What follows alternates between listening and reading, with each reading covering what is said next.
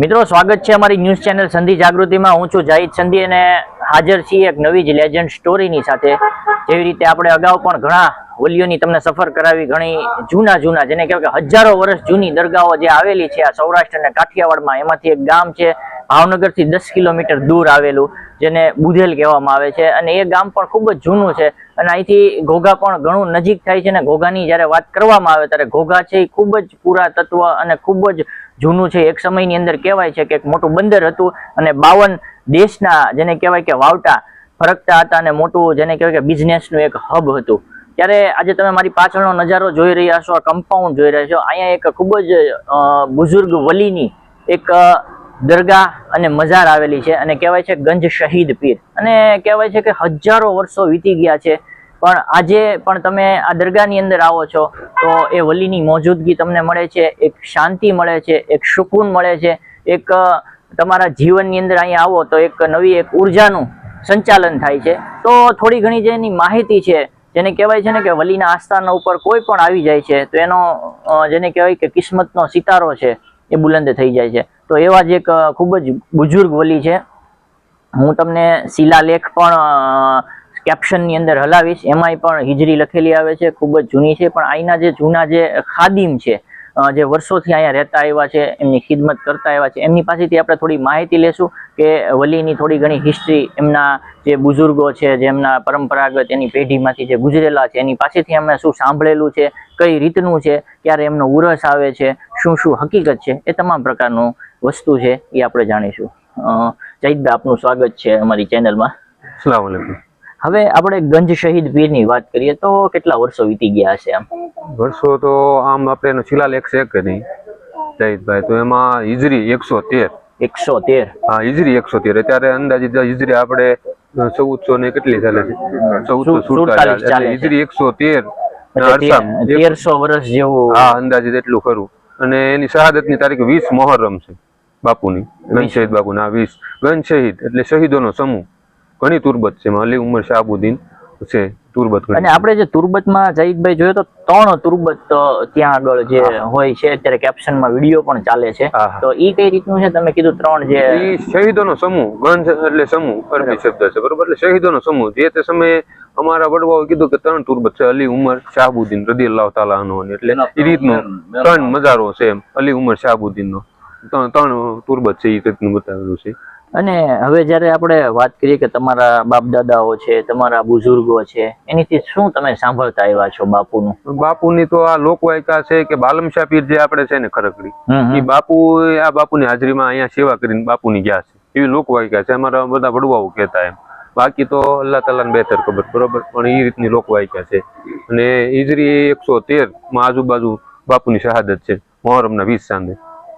અને અત્યારે તમને હજારો લોકો ગુજરાતના જોવે છે, થોડી ઘણી દિલનું કંઈક હજારો લોકો જોવે છે અને ઈમાન તાજા થઈ જાય। તમે અહીંયા જ રહ્યો છો, તમારો પરિવાર, અને અહીંયા જે આપણે ખિદમત અંજામ આપીએ છીએ એ કયા ખાદિમનો પરિવાર છે એ પણ થોડુંક અમારે પેઢી દર પેઢી, મારા દાદા લાલશા બાપુ, પછી એના બાપા ને એના પહેલા નાના બાપુ, પેઢી દર પેઢી ટૂંકમાં વારસાગત બધા મુંજાવરી કરતા હતા, સમજે। અત્યારે અમારા દાદાના દીકરા બધા વારાફરતી મુંજાવરી કરે છે। અને બીજી આપણે વાત કરીએ કે આ કમ્પાઉન્ડમાં તમે નાનેથી મોટા થયા છો, જોયું હશે, બાપુનું કઈ ઈમાન તરો તાજા કરી દે એવું કઈ? ઘણી એમાં એમ છે લોકવાયકા છે કે અમારે જે ફરતી પેલા વંડી હતી, હવે તો રોડ મોટો થયો તે કપાતમાં જગ્યા વહી ગઈ, પણ ત્યાં વંડીનો ખૂણો ન રહેતો। અમારા ગામના ઘણા બધા માણસો કહેતા કે બાપુની વેલા ઘોડા સવારી નીકળતી એમ, એટલે ખૂણો રહેતો નથી, ખૂણો રહેતો જ નહીં, ગમે એટલી રિપેર કરવી પડી જાય। પણ ગામના ઘણા વૃદ્ધો એમ કે ભાઈ અહીંયા છે ને બાપુની હાલ છે, એટલે ઘોડા સવારી નીકળતું સફેદ વેશધારીમાં, એ રીતે કહેતા એ સમયની અંદર। હા।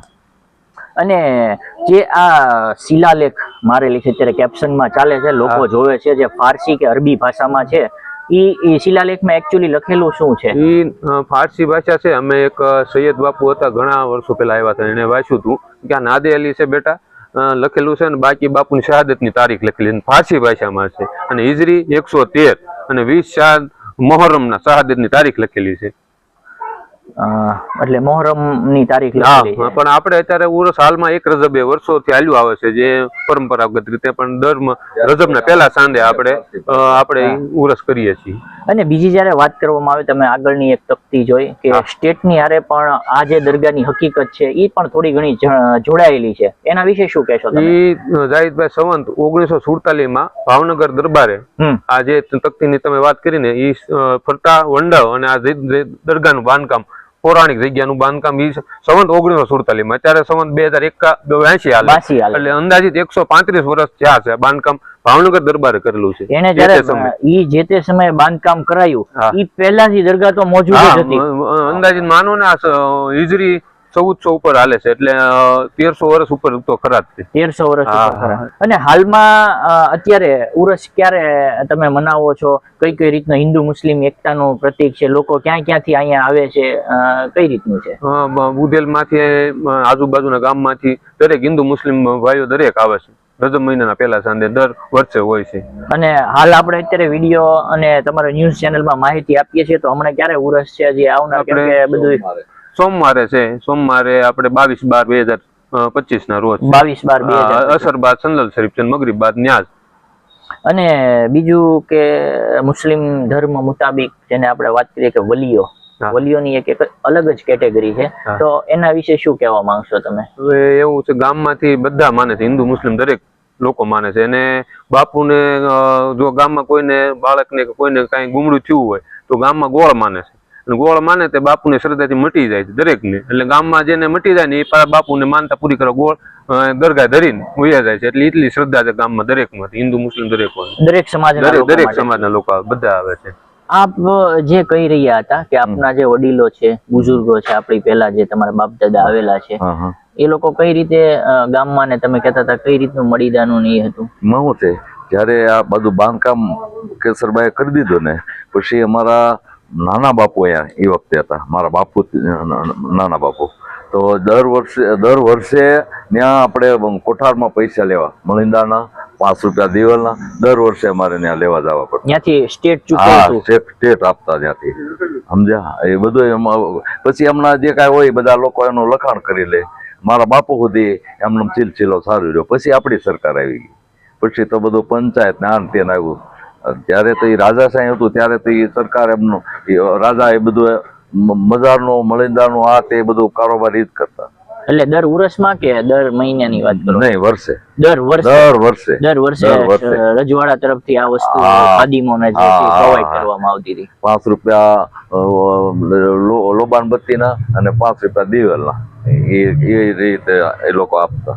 તો મિત્રો, આ ભાવનગરના જે ગંજ શહીદ પીરના જે ખાદીમો હતા તે હતા, તેમની સાથે આપણે થોડીક વાત કરી. રૂહાની વાતો જે છે એ આપણે સાંભળી, અને વલીઓની વાત છે એ તો કંઈક અલગ જ છે કે જે લોકો એના ચોખટ ઉપર જાય છે તેમની જિંદગી જે છે એ સવરી જાય છે. તો જેને કહેવાય કે આ વલીની જે દરગાહની આપણે જે વાત કરી, જે 1300 વર્ષ જૂની છે, અને આમ ભાવનગર સ્ટેટે જે બનાવેલી જો વાત કરવામાં આવે તો 134-35 વર્ષની જે તકતી અમે તમને ઉપર હલાવી રહ્યા છીએ, જે મહારાજા તખ્તસિંહજી મહારાજના જે મહારાણી હતા, જે કેસરબા સાહેબે જે બંધાવેલી છે, એવી તકતી આખી લખેલી આવે છે, એ પણ તમે જોઈ રહ્યા છો. તો ખાસ કરીને આજે આ જે ગંજ શહીદ પીરની સ્ટોરી કરવાનું અમારું કારણ એ જ હતું કે આવી હસ્તી આજે પણ 1300 વર્ષ વીતી ગયા, અને જો રજવાડાના સમયથી જો બનાવેલી વાત કરીએ તો 135 વર્ષ વીતી ગયા છે.